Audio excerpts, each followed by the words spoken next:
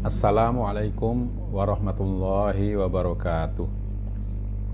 Bismillahirrahmanirrahim. Alhamdulillahi rabbil alamin. Wabihi nasta'in wa ala umurid dunya waddin. Wassalatu wassalamu ala ashrafil anbiya'i wal mursalin Sayyidina Muhammadin wa ala alihi wa sahabatihi ajma'in. Saudara, marilah kita baca surat Fatihah untuk Kiai Soleh Darat, penulis kitab yang kita pelajari pada malam hari ini. Lahul Fatihah. A'udzu billahi minasyaitonir rajim. Bismillahirrahmanirrahim. Alhamdulillahi rabbil alamin. Arrahmanir rahim. Maliki yaumiddin. Iyyaka na'budu wa iyyaka nasta'in. Ihdinas siratal mustaqim. Siratal ladzina an'amta 'alaihim ghairil maghdubi 'alaihim waladdallin. Amin. Kemarin terakhir kita membaca makna isyari dari ayat sebelumnya, yaitu ayat 92-93. Sekarang kita lanjutkan dengan ayat ke-94 dan 95. Mongko nuli bismillahirrahmanirrahim, mongko nuli nuturaken subhanahu wa ta'ala ing goroe kaum Yahudi kelawan pangucape la yadkhulul jannata illa man kana hudan aw man kana huda. Lalu Allah menceritakan dustanya atau ketidakbenaran perkataan orang Yahudi bahwa yang akan masuk surga hanyalah orang-orang Yahudi. Allah berfirman, "Qul in kanat lakumud darul akhiratu indallahi khalisatan min dunin nasi fatamannawul mauta in kuntum shadiqin. Wala yatamannawhu abadan bima qaddamat aydihim wallahu alimum bizzalimin." Nuturno sira ya Muhammad marang kaum Bani Israil kabeh, ya kaum lamun ana keduwe sira kabeh iku swarga, mungguh ing Allah Subhanahu wa taala setuhune swarga iku tertentu kaduwe sira kaum Bani Israil. Ora oleh liya-liyane menungso Yahudi kaya dene ciptamu kelawan pangucapira layat khulal jannata illa man kana huda. Lamun teman-teman mangkono ngarep-arep sira kaum ing mati. Ya. Ceritakanlah wahai Muhammad kepada Bani Israel semua, atau katakanlah kepada mereka, wahai Bani Israel, kalau memang surga itu hanya untuk kalian menurut Allah, maka dan surga itu tidak diperuntukkan bagi orang lain selain orang Yahudi, seperti yang kalian katakan bahwa yang masuk surga itu hanyalah orang Yahudi. Kalau memang betul-betul begitu, maka cobalah kalian berharap untuk mati. Lamun bener sira kabeh pangakumu yen setuhune swarga iku khusus kaduwe sira kabeh dhewe, ora ana liyane agama Yahudi bisa mlebu swarga. Ya, kalau memang demikian, kalau memang betul bahwa yang bisa masuk surga itu hanya orang Yahudi, maka segeralah kalian mati. Karena yang bisa masuk surga itu hanya kalian. Padahal untuk bisa masuk surga itu syaratnya harus mati lebih dahulu. Yen teman-teman mangkono mongko ngarep-arep poto sira ing pati lan nuwuna sira kabeh ing mati, krana ora bisa mlebu swarga angin kelawan mati dihin. Kalau memang demikian, maka cobalah kalian minta atau berharap untuk mati, mintalah kepada Allah agar segera dimatikan. Karena yang bisa masuk surga hanyalah orang yang sudah mati, atau dengan mati dulu baru orang bisa masuk surga. Mongko amriya pati sira mongko ora ana Yahudi kabeh iku padha ngarep-arep pati selawase sebab wong rumangsa alane ngamale lan alane etikode sebab dene kufure kelawan Nabi Muhammad sallallahu alaihi wasallam. Tetapi ketika disuruh untuk mati itu, orang Yahudi tidak ada yang berharap untuk segera mati karena mereka kufur kepada karena mereka merasa perbuatan mereka itu jelek dan etikat mereka, keyakinan mereka itu juga jelek karena tidak percaya kepada Nabi Muhammad SAW. Jadi kalau mereka merasa pasti masuk surga, mati itu tidak menjadi masalah. Tapi ternyata mereka tidak mau, berarti mereka merasa dirinya tidak beramal baik, tidak beretikot baik. Utawi Allah Subhanahu wa taala iku wis mudaneni ing wong kang pesdine dadi kafirin, mongko bakal males Allah ing kafirin kabeh. Allah Subhanahu wa taala itu sudah tahu siapa orangnya yang pasti akan menjadi kafir dan pasti Allah akan membalas kekufuran mereka. Itu tadi tafsirnya. Sekarang makna isyari. Setuhune alamate iman marang Allah iku demen mati lan ngeling-eling pati. Semono uga wong kang wis yakin yen bakal manjing swarga, mongko teman-teman yakin ngarep-arep pati. Mongko olehe ora ngarep-arep pati utawa ora demen pati iku nuduhaken ora demen marang Allah lan nuduhaken alane ngamale. Ya. Tanda-tanda atau indikator iman seseorang kepada Allah itu adalah bahwa dia mencintai kematian dan mengingat-ingat kematian. Demikian juga orang yang sudah yakin akan masuk surga, maka dia berharap untuk mati. Karena orang Yahudi tadi tidak mengharap mati atau tidak suka mati, maka itu menunjukkan bahwa dirinya tidak mencintai Allah dan menunjukkan bahwa perbuatannya itu jelek. Lan ing dalam iki ayat ono isyarat kang weneh setuhune wong kang ahli ilmu dzahir kang padha ingkar marang wong kang ahli ilmu batin kang nyono setuhune dheweke iku wong kang selamat lan ahlul jannah lan ahlu darajatul ula. Ora selamat wong kang ahlul batin sabab bodoh ora ngerti babul bai' silmi wababu ijarah wababu da'wah. Ayat ini juga memberikan isyarat lain bahwa orang yang ahli ilmu zahir itu ahli fikih agama secara lahiriah, yang mengingkari ahli ilmu batin. Mereka mengira bahwa mereka sajalah yang akan selamat, seperti orang Yahudi akan masuk surga tadi. Ahlul jannah ya, penghuni surga dan pemilik derajat yang tinggi. Tidak akan selamat orang ahli batin, itu menurut perkiraan mereka, sebab mereka mengira atau tidak mengerti tentang, mereka bodoh dan tidak mengerti tentang bab perdagangan, bab jual beli, bab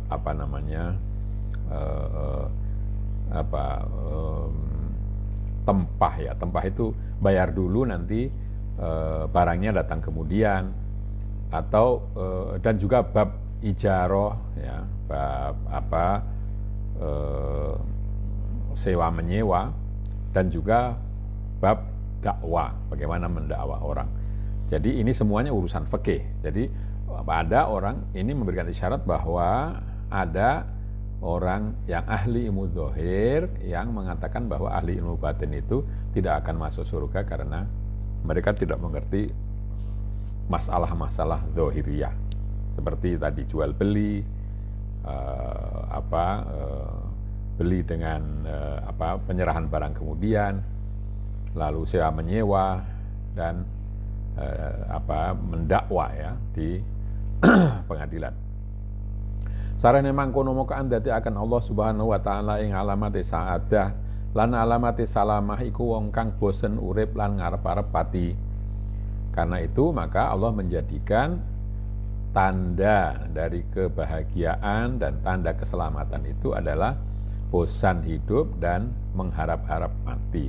Mongko mangkono ikulah kelakuane muridus sidqi lan salikus sidqil sadiqil asyik. Itulah ciri dari seorang pengikut jalan tasawuf yang benar, yang jujur, dan juga yang salik. Kalau murid itu ya orang yang dibimbing syekh tadi. Salik itu ya tidak mesti ada gurunya, atau sudah lewat pendidikan guru lalu dia menjalankan sendiri yang benar dan betul-betul asyik di dalam perjalanannya. Artinya tidak lagi memikirkan yang lain-lain. Moko tingkae wong kang ahlil ahwa wal bidah lan wong kang ngaku-ngaku ulama kang padha demen donya lan demen urip iku moko ora pisan-pisan demen mati lan ora pisan-pisan ngarep-arep pati abadan. Wallahu a'lam. Maka tingkah laku orang yang ahli yang menurutkan hawa nafsu dan menjalankan bid'ah itu, dan orang yang mengaku-aku ulama padahal cinta pada dunia dan cinta kehidupan, maka orang itu tidak akan suka mati, tidak akan mengharapkan kematian, dan sama sekali tidak mengharap kematian selamanya. Wallahu a'lam. Ya, ini persoalan yang rumit ya, bagaimana orang suka mati. Ya, orang suka mati itu kalau merasa sudah bekal untuk menghadap Allah itu sudah cukup. Tapi ya kebanyakan orang kan merasa tidak cukup, atau kebanyakan orang itu belum cukup bekalnya untuk menghadap Allah. Karena itu menjalani kehidupan bukan mencintai hidup, tetapi memanfaatkan kehidupan itu sebaik-baiknya untuk menambah bekal. Ya, seperti dalam doa itu bahwa kita minta kepada Allah untuk panjangnya hidup, atau hidup ini Allahumma ja'al hayata ziyadatan lana fi kulli khair. Jadikanlah kehidupan kita ini tambah atau untuk menambah kebaikan. Waj'al mautarana rohatan min kulli syarr. Dan jadikanlah kematian itu istirahat atau berhenti dari kesalahan. Nah, itu kalau demikian bukan mencintai hidup, bukan tidak suka mati, tetapi menerima kehidupan ini untuk memperbanyak kebaikan, dan kematian itu diterima sebagai stop dari kesalahan atau keburukan. Mongko nuli mertelaken subhanahu wa ta'ala ing wong kang demen urip sengit pati. Setelah itu Allah menerangkan orang yang cinta kehidupan dan benci kematian. Faqala subhanahu wa ta'ala wala tajidannahum ahrasan nasi ala hayati wa minal ladina asyraku yawaddu ahaduhum law yu'ammaru alfa sanah wa ma huwa bimuzahzihihi minal adzabi ay yu'ammar wallahu basirum bima ya'malun. Ya, saya ingat ini membaca wa ma huwa bimuzahzihihi itu dulu berkali-kali dibetulkan oleh guru saya dalam membaca, ya, karena sulit bagi orang dengan lidah Jawa membaca bimuzahzihihi, ya, itu tidak mudah. Teman-teman, sumpah subhanahu wa ta'ala wa izzati wa jalali yakti nemu sira Muhammad ing Yahudi kabeh iku demen-demene menungso ing ngatasi demen urip lan tomak-tomake menungso ing ngatasi urip ngungkuli demen urip tinimbang kafir musyrik. Krana kafir musyrik ora duwe etikot bakal ana ba'ats ba'dal maut. Allah betul-betul bersumpah, Allah Subhanahu wa taala bersumpah demi keperkasaanku dan keagunganku, kamu Muhammad akan mendapati orang-orang Yahudi itu adalah orang-orang yang paling suka kepada hidup dan paling tamak, ya, paling suka dan paling tamak kepada hidup, melebihi orang kafir dan orang musyrik. Jadi kecintaan orang Yahudi untuk hidup itu melebihi orang kafir musyrik. Karena kafir musyrik tidak mempunyai etikat akan kebangkitan, pembangkitan kembali sesudah kematian. Lan ngarep-arep Yahudi kabeh lan demen Yahudi kabeh ing yen to den paringi umur 1000 taun ing hale ora ana dawane umur iku kok dadi ngetuhaken saking azabillahi ora. Ya. Mereka berharap, orang Yahudi itu berharap dan menyukai atau menginginkan untuk dapat hidup 1000 tahun. Padahal panjangnya umur itu tidak membuat mereka jauh dari siksa Allah. Ya, bimuzahzihihi itu artinya menjauhkan mereka dari azabnya. Utawi Allah iku zat kang waspada apa lakune menungso kabeh lan utawa ngamalira kabeh. Monggo mesti den walesi sira kabeh kelawan becik utawa kelawan ala. Monggo ngati-ati ata sira kabeh. Allah itu adalah zat yang waspada atau yang mengetahui dengan pasti apa yang dilakukan oleh manusia atau apa yang dilakukan oleh kalian semua. Kemudian yang kalian lakukan itu pasti akan dibalas dengan kebaikan atau dengan keburukan, tergantung kepada amalnya. Karena itu berhati-hatilah kalian semua.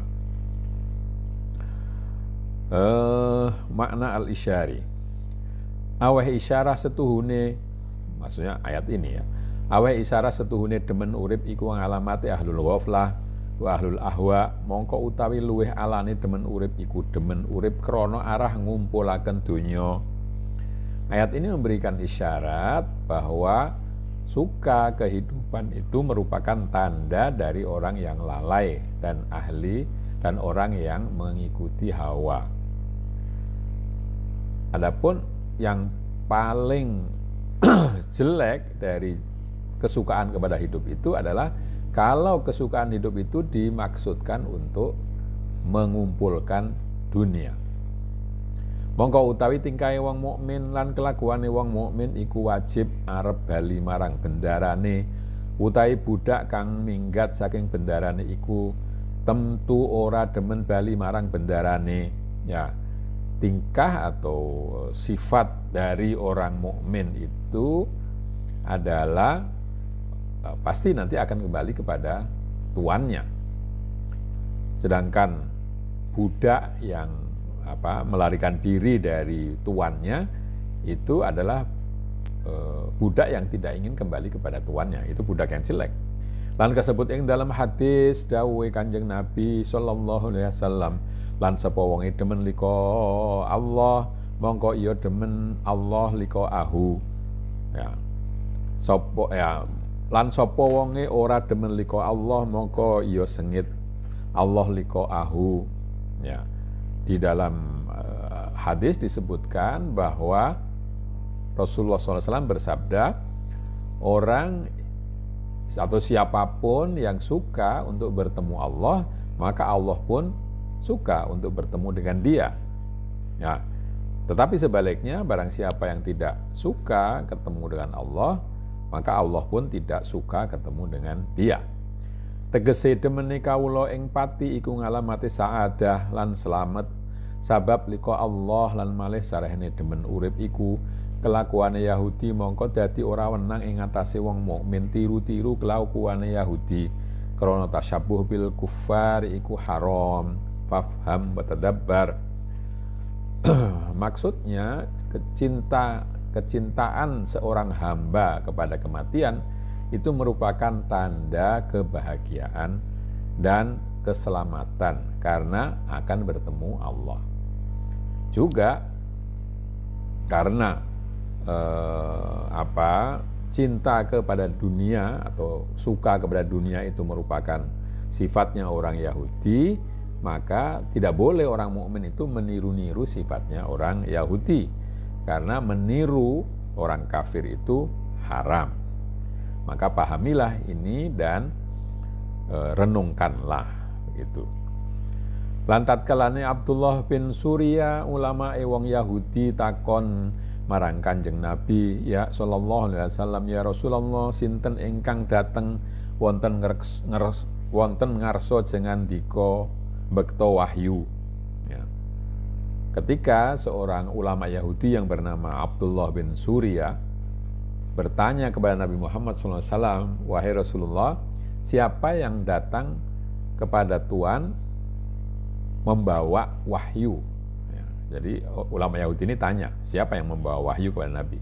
Mongko ngendika Kanjeng Nabi, ingkang teka nggawa wahyu malaikat Jabrail. Nabi menjawab, yang datang membawa wahyu itu adalah malaikat Jabrail. Mongko nuli ngucap Abdullah, niku malaikat Jabrail satru kula.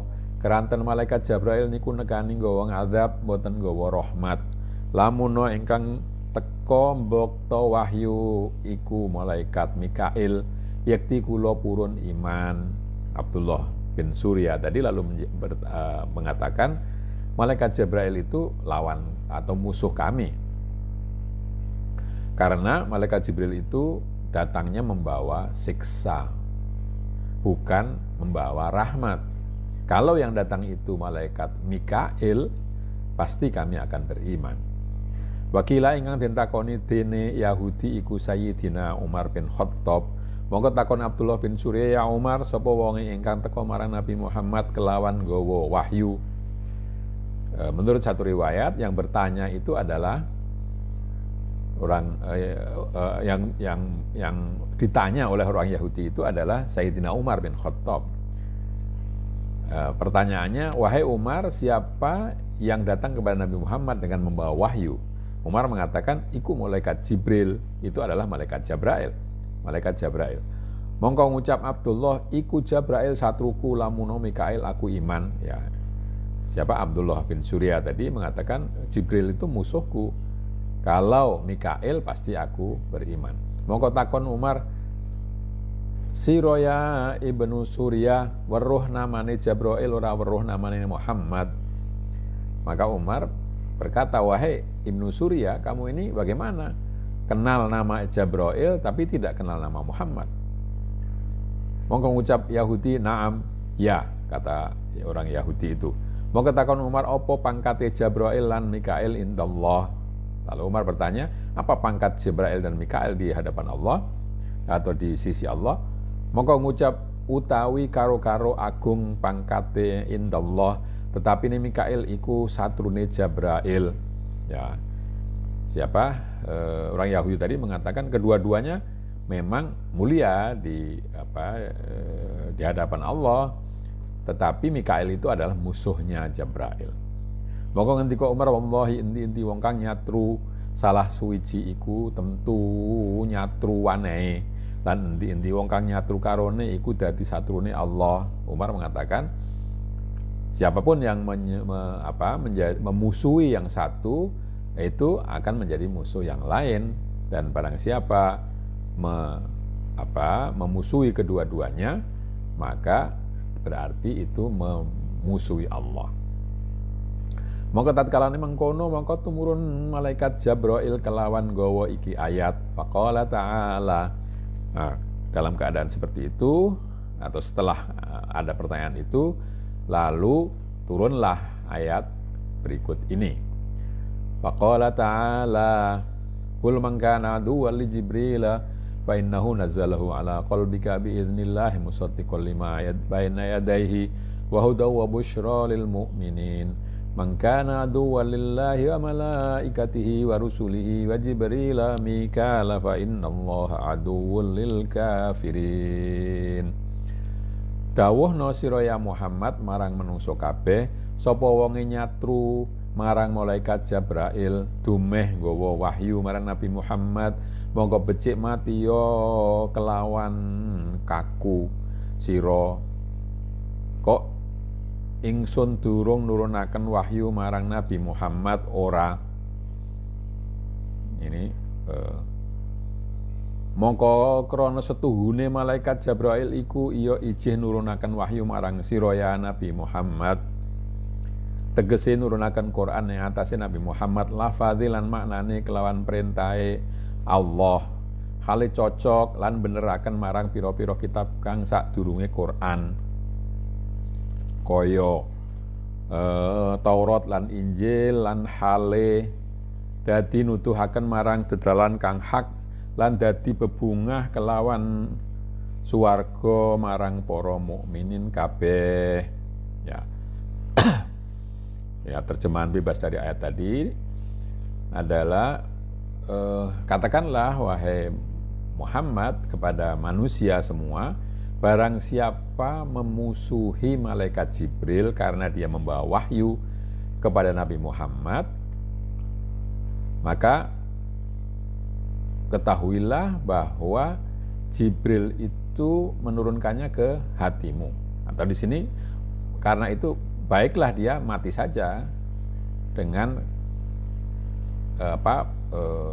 kaku. Ya. Ini memang saya tidak begitu paham ini kalimat ini karena kelihatannya kok kok melompat gitu ya. Kalau saya baca tadi, matilah kamu dengan kaku karena aku belum pernah menurunkan wahyu kepada Nabi Muhammad. Ya. Jadi karena sesungguhnya malaikat Jibril itu masih menurunkan wahyu kepadamu wahai Muhammad.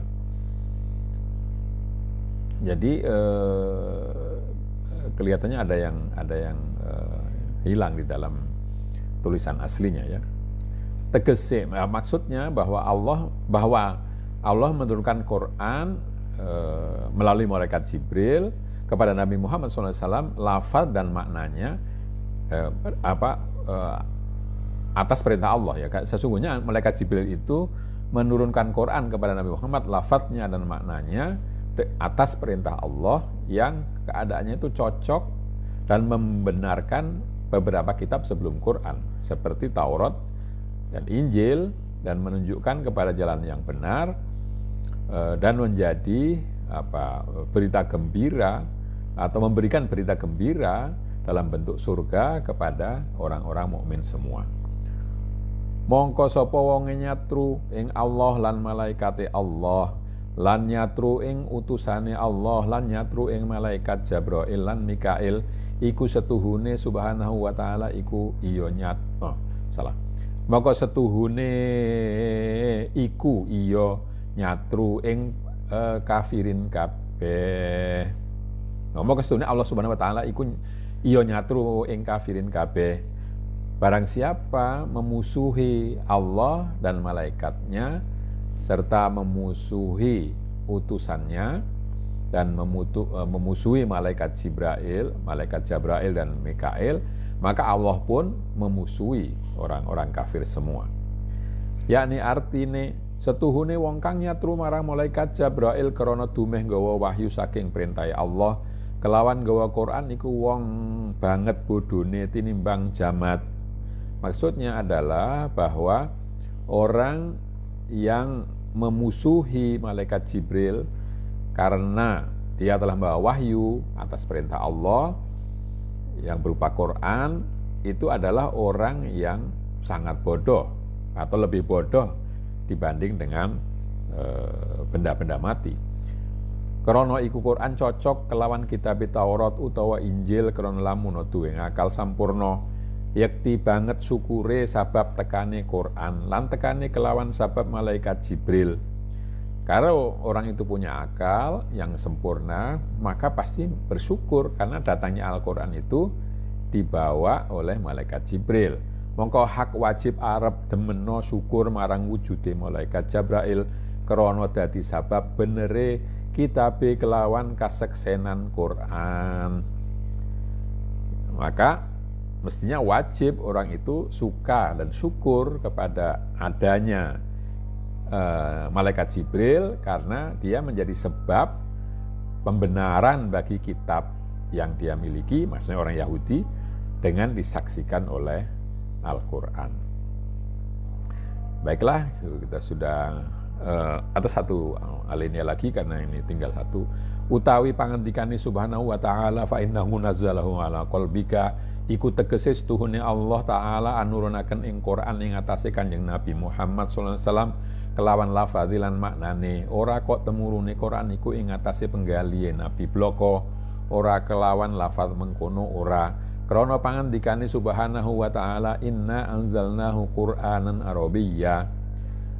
Firman Allah yang mengatakan bahwa fa innahu nazzalahu ala qalbika yang di atas, bahwa malaikat Jibril menurunkan Quran itu kepada hatimu, itu maksudnya bahwa Allah Subhanahu wa taala menurunkan Quran kepada Nabi Muhammad SAW dengan lafaz dan maknanya, bukan hanya